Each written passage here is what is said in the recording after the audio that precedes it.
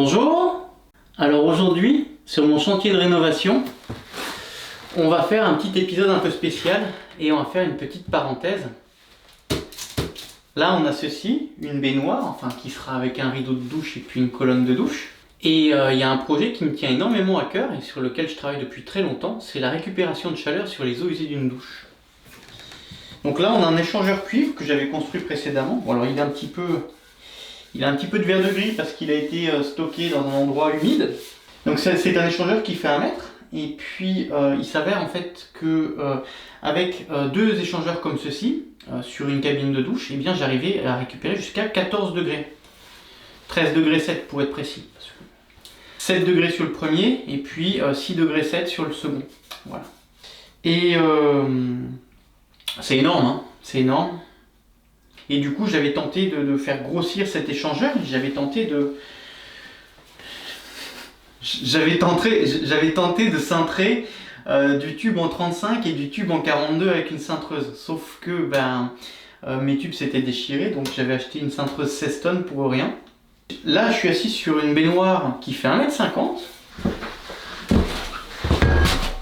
Ça, c'est grand, mais c'est grand, ça tient pas dans le champ de la caméra, mais c'est une barre de cuivre en 42.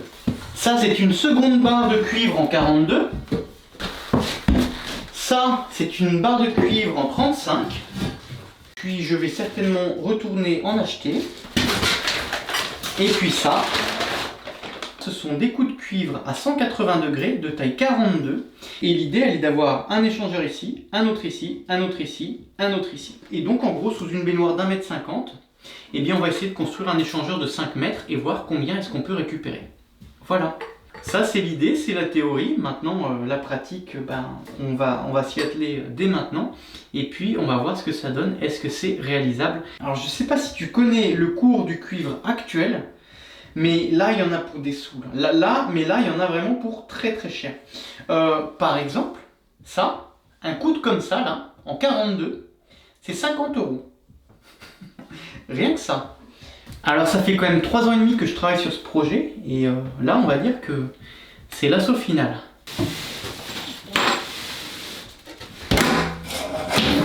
Ça, c'est de la merde, ça va dégager. Ok? Voilà. Ok, donc déjà on va le remplacer par un siphon comme ceci. Et l'idée ça va être de partir du fond avec un échangeur comme ceci qui va passer là, faire un 180 degrés, revenir ici, refaire un 180 degrés et revenir ici, comme ceci. Et puis ensuite, depuis ici, on ira se raccorder sur les évacuations qui sont ici. Ensuite, dans la mesure où on va passer sur des pièces de dimensions différentes, du cuivre en 42, eh bien il faut s'adapter. Et c'est pas toujours évident, passer de 40 à 42 comme ça, et de créer des systèmes qui vont tenir dans le temps, parce que là concrètement ce ne sera pas démontable une fois qu'il y aura le carrelage. Voilà. Hein. Donc l'idée c'est qu'on va avoir quelque chose comme ceci, et puis là concrètement un cuivre en 42 ça rentre, et puis ici on a du PVC à emboîter qui va venir se mettre là-dessus. Donc là, l'adaptateur 40-50 on coupe. Voilà. Ok. Alors ici, là, concrètement, je pouvais venir caler un premier U et donc du coup avoir un premier échangeur ici. On va mesurer la longueur. Je peux caler un échangeur qui fait jusqu'à 1,25 m et c'est absolument parfait vu que j'ai des barres de 2,50 m. Et merde, même lui il passe pas.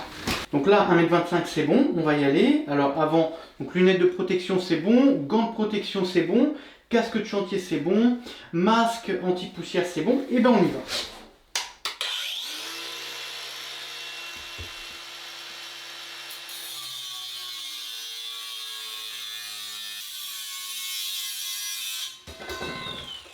J'ai oublié le casque anti-bruit, quel amateur. Alors cet échangeur, comment est-ce qu'il va être construit? Alors pour ceux qui n'auraient pas vu les vidéos précédentes, je vous conseille vraiment d'aller regarder la série, c'est intéressant. Ça commence avec les premiers échecs que j'ai eus et puis ça évolue au fur et à mesure. Et puis l'ensemble des problématiques ont trouvé une réponse au fur et à mesure de l'avancement. Donc là on est sur la version 3 en fait de mon échangeur. Et cet échangeur, donc là on a un tube en 42, à l'intérieur on a un tube en 35. Et puis ce tube en 35 intérieur, je suis venu l'écarter avec une pince à emboîture pour qu'il vienne toucher parfaitement l'intérieur du tube en diamètre 42. J'ai fait ça de chaque côté, ce qui fait que ça a permis de fermer les tubes avec juste un petit espace entre les deux, l'espace où l'eau froide va circuler et se réchauffer là où les eaux usées circuleront au milieu. Et puis ici, j'ai soudé un mamelon ici, ce qui permet d'avoir une arrivée d'eau froide et une sortie d'eau préchauffée. Voilà. Ce processus fonctionne très bien et maintenant, on va l'appliquer à un échangeur de 5 mètres. Hop. Superbe. Voilà. Alors maintenant, on va utiliser un coffret à piquage et puis on va venir faire des piquages pour pouvoir percer notre tube et puis faire un raccordement. En coffret à piquage, voilà, comme ceci. J'ai utilisé du 18, j'ai du tube en 18. Piquages, ils seront sur le tube extérieur. Maintenant ici, je vais poinçonner le tube. Et ce poinçon va me permettre de percer mon tube sans déraper. Alors, faudrait que je me mette sur quelque chose, mais je ne serai pas dans le champ de la caméra, on verra pas, machin. Voilà. Maintenant, on va prendre l'outil qui permet de calibrer le diamètre. Moi, je veux percer en 18, donc il faut faire rentrer tout ça.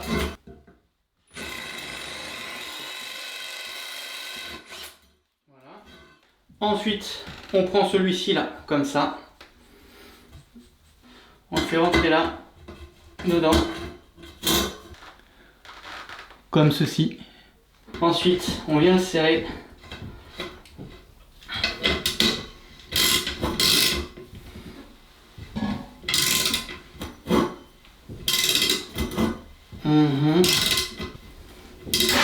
Et pour montrer un petit peu ce que ça donne de l'intérieur. Là. Voilà, là il est en train de relever le bord intérieur du tube.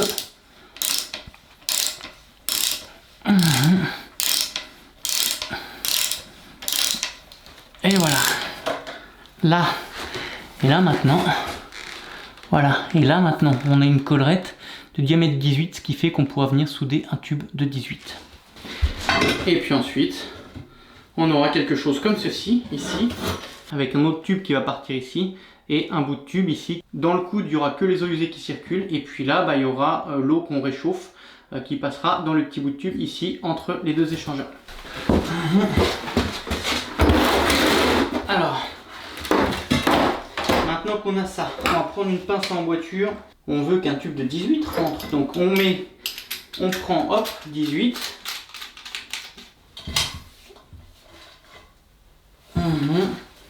Et puis ici, on vient parfaire l'arrondi. Maintenant, on va s'occuper de venir faire des emboîtures sur le tube de 35 mm. Donc, on va préparer notre tube. Alors, pour faire des emboîtures, là, on va avoir besoin de recueillir.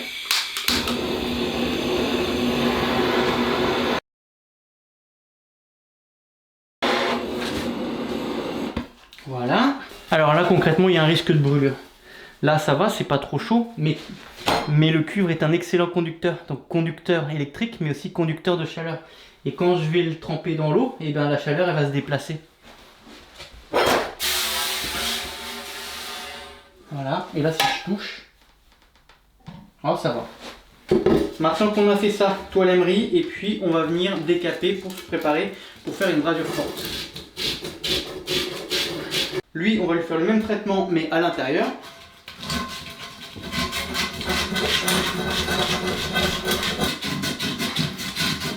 Là, ça, c'est nickel. Et maintenant, on prend le tube de 42, on prend le tube de 35. Papa dans maman.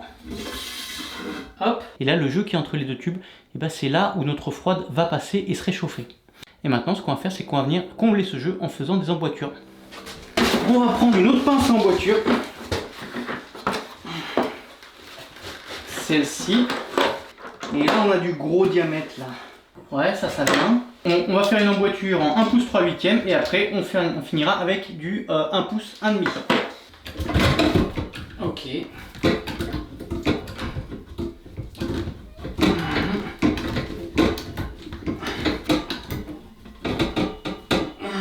On est au bout du galet. Là, on peut visualiser la première emboîture, mais on peut visualiser aussi que c'est pas suffisant, qu'il en faut encore un petit coup. Donc, on va y mettre un petit coup.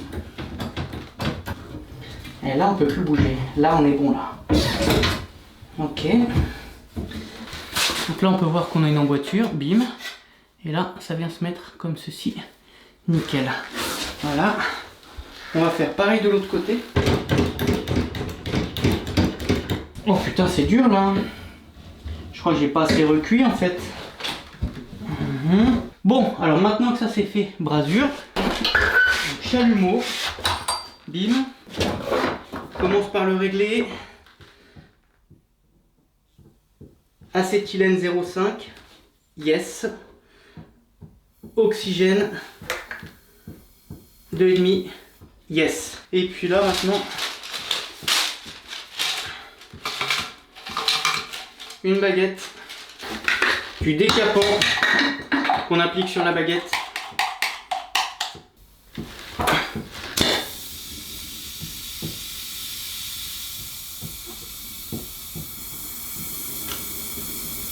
Ok, on va déposer une goutte et attendre qu'elle pénètre. Alors à l'école on m'avait appris qu'il ne faut pas, mais j'aime bien faire comme ça. Je dépose une goutte et puis bah, elle est là, elle bulle un petit peu. Et dès qu'elle se met à pénétrer, bah, c'est que je suis à bonne température. C'est un petit indicateur, j'aime bien. Ah voilà, là elle pénètre, hop. Donc là on sait qu'on peut y aller.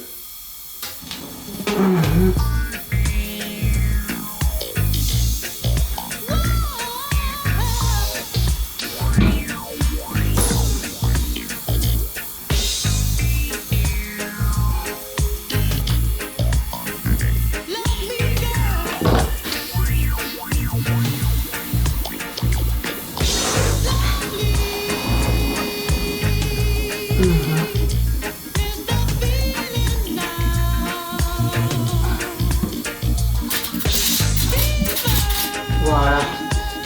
Ok. Oh, quelle jolie flamme. Mon tube est en feu.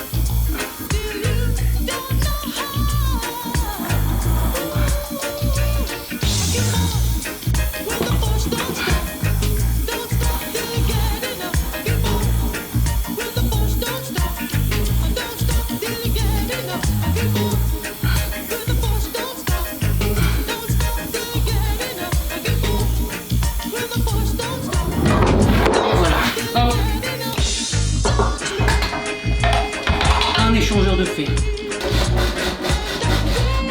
Là, comme ceci. Et ensuite, on aura le coude qui va venir. Oh, c'est bon. Comme ceci. Alors, désolé, je suis des dos. Ici, il va falloir creuser un petit peu l'intérieur de la bague pour que du 42 ça passe.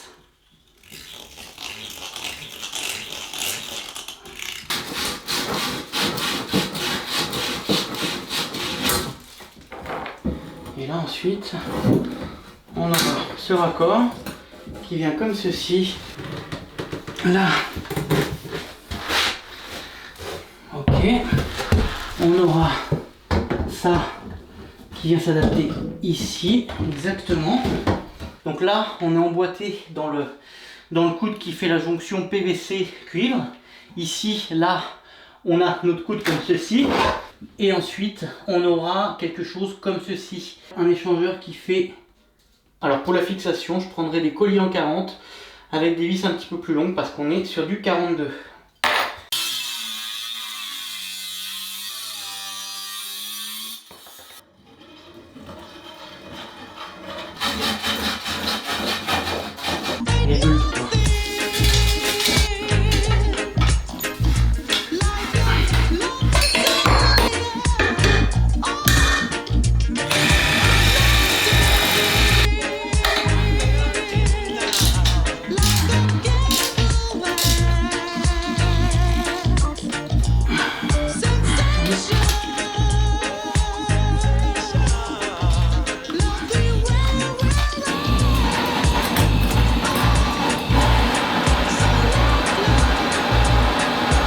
Alors recuire c'est important parce qu'en fait le fait de chauffer le cuivre, ça permet de casser les fibres qui lient la matière et du coup un cuivre qui est dur, et bien ça permet de le rendre malléable et plus facile à travailler lorsque notamment on veut lui faire des emboîtures.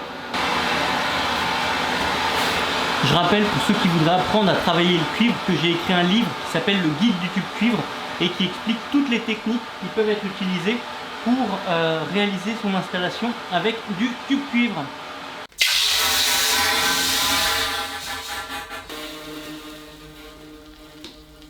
Le petit dans le gros.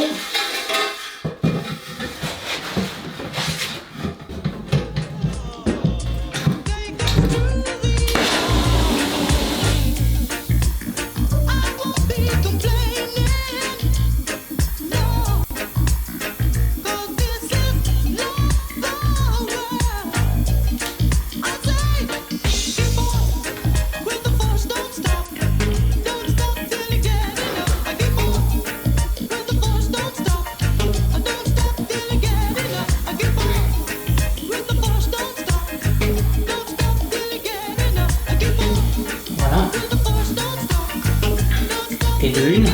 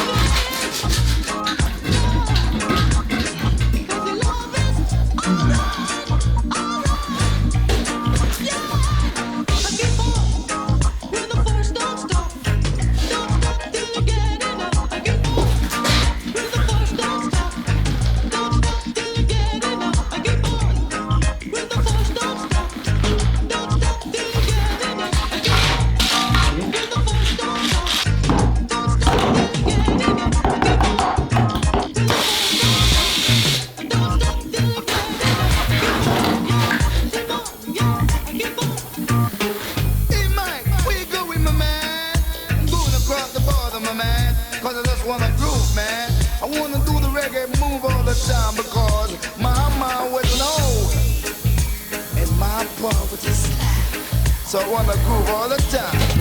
Come on, I groove and I move and I scan to the beat and I rock to the beat and I rock. Move to the beat and I skank it all right. It's a reggae, down and reggae. Move down the line and your feet so fine like a lips up wine all the time, all the mic. Reggae, come on. Ici un raccord souple et puis classique. Là j'ai fait une petite, j'ai mis un petit coup d'évaseur histoire d'élargir un petit peu le passage. Et maintenant, ça va venir comme ceci. Ici. Et là on aura les évacuations qui passent de 42 à 40 encore. On revient en classique. Et puis là, verdict. Oh que c'est beau. Une merveille cet échangeur. Maintenant on va mettre un mamelon ici. Et puis après on va mettre des morceaux de cuivre ici, ici et ici. Et on terminera en soudant les coudes.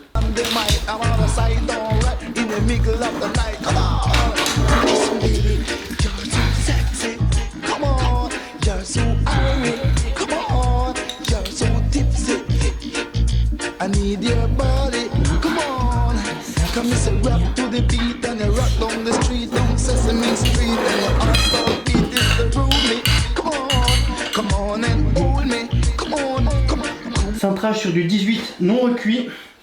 Là c'est tendu là. Là faut y aller fort. Oh.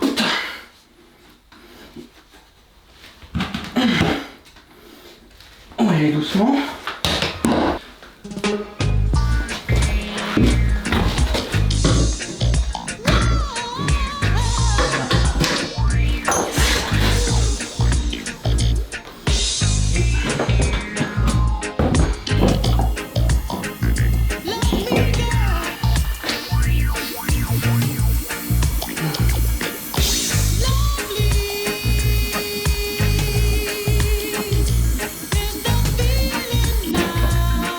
Déjà le pointer de l'autre côté.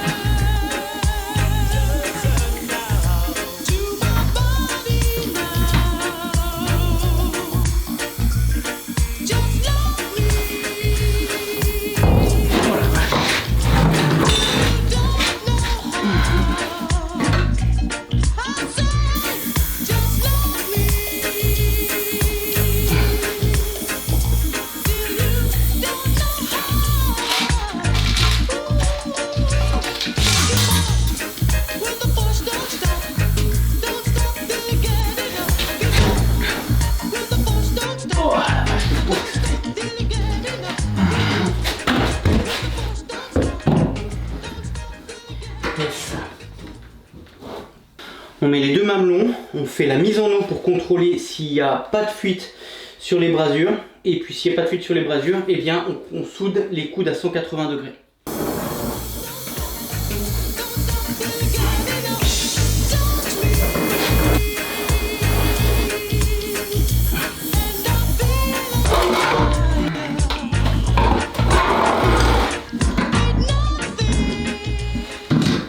Là on est raccordé, je vais injecter de l'eau et puis lorsque l'eau va ressortir ici, et ben ça voudra dire qu'il n'y a plus d'air et à ce moment là je fermerai et on va monter en pression.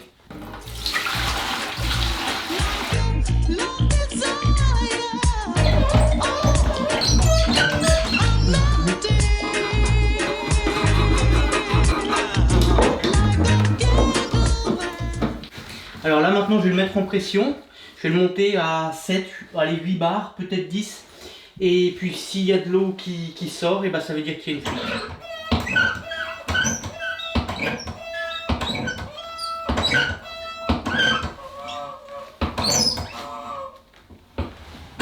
On est à 8 bars. Allez, 10 bars et on ferme. J'ai contrôlé partout et j'ai aucune fuite, aucun suintement.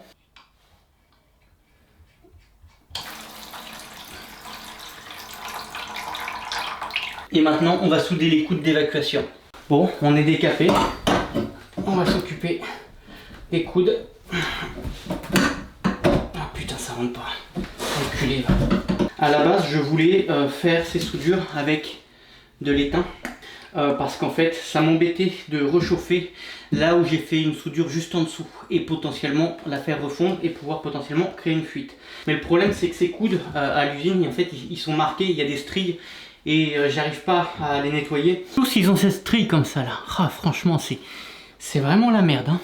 Et j'ai pas envie de prendre le risque. Et le problème de l'étain c'est que s'il y a une petite zone qui est pas bien nettoyée, et bah la soudure elle pénètre pas bien et puis ça peut potentiellement créer une fuite. Et on a un peu moins ce problème avec la brasure forte. Donc du coup je vais faire de la brasure forte. Mais sur le principe ça me plaisait bien d'avoir une soudure où j'ai chauffé beaucoup et par dessus une soudure où je chauffe beaucoup moins fort. Mais bon bah c'est pas possible. Donc du coup bah brasure forte. Je vais le souder debout.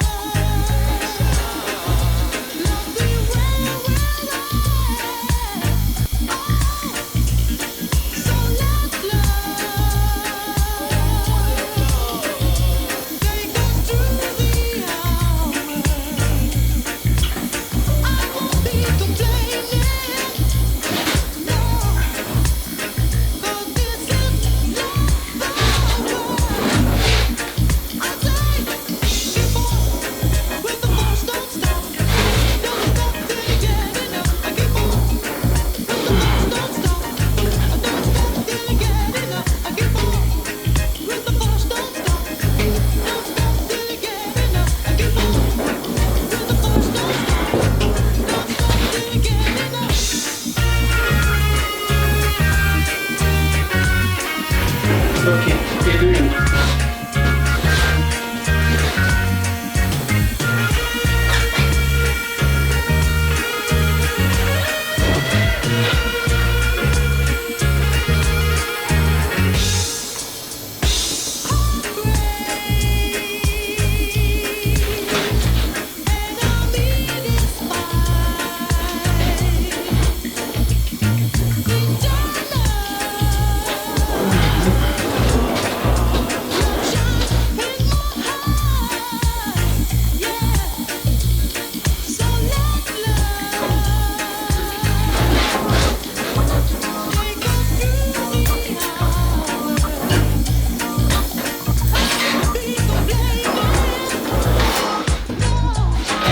Plus que 2.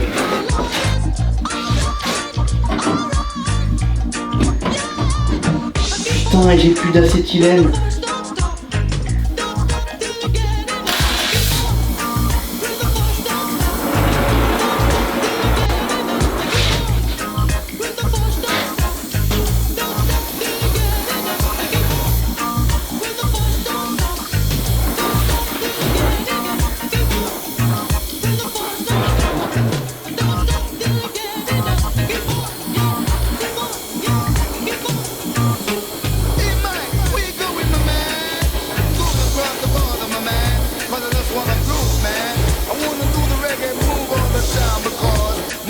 C'est parti. So I wanna groove all the time. Come on, come on. I groove and I move and I scan to the beat and I rock to the beat and I rock. Move to the beat and it's skanking all right. It's a reggae, reggae, reggae, down and reggae. Move down the line and your feet so fine like a lip stop wine all the time on the mic. Reggae, come on. I just reggae, come on. And then you're going downtown and you're looping around and you're moving all around. It's a reggae, come on. It's a grooving, come on. J'espère que là ça va le faire. Come on. My baby always said to me, John, you're alright. I said to her, sit down, my damn the mic. I'm on the side, alright. In the middle of the night, come on. Kiss me, baby. You're so sexy. Come on. You're so irie. Come on. You're so tipsy. I need your body. Come on. Come and say rock to the beat and you rock down the street, down Sesame Street, and your heart start beat is the groove me. Come on and hold me. Come on, come on, come and groove me. You know, my baby does like go to the show. Bon, alors pour vérifier si tout est bon, je vais faire un deuxième test. Et on va voir si ça coule. Bah, si ça a percé des soudures. On est à 8 bars. Et là on est à 10 bars. Je viens de mettre 10 barres de pression et mes 10 barres de pression se tiennent. Donc je peux en conclure que lorsque j'ai soudé mes coudes d'évacuation, eh bien ça n'a pas fait fondre mes soudures qui étaient en dessous entre les deux tubes.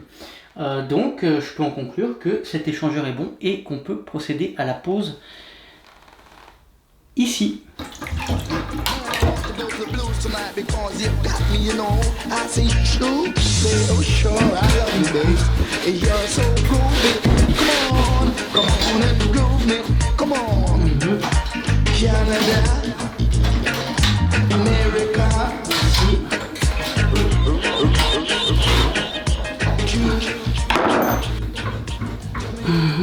Là déjà on a l'échangeur qui est tenu par deux colliers sur la partie centrale. Ici on a des colliers qui sont sur des tiges filetées, ce qui fait que ça permettra également de les régler. Et puis vu que je connais pas encore les pentes exactes qu'il faut, bon bah pour le reste, je mettrai provisoirement des riselants comme ceci.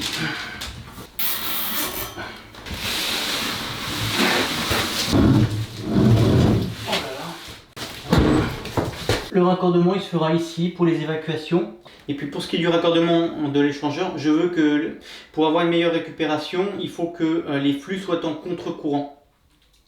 Et donc par rapport à ça, eh bien, mon eau froide elle viendra se raccorder sur le premier échangeur ici. Et puis on aura la sortie d'eau préchauffée qui elle sera celui qui est près du siphon et qui revient avec la petite canne ici. Et celui-là, il ira remplacer l'alimentation d'eau froide du mitigeur, du combiné baignoire douche derrière moi. Je vous remercie d'avoir regardé cette vidéo jusqu'au bout. J'espère que ça pourra vous inspirer pour vos projets.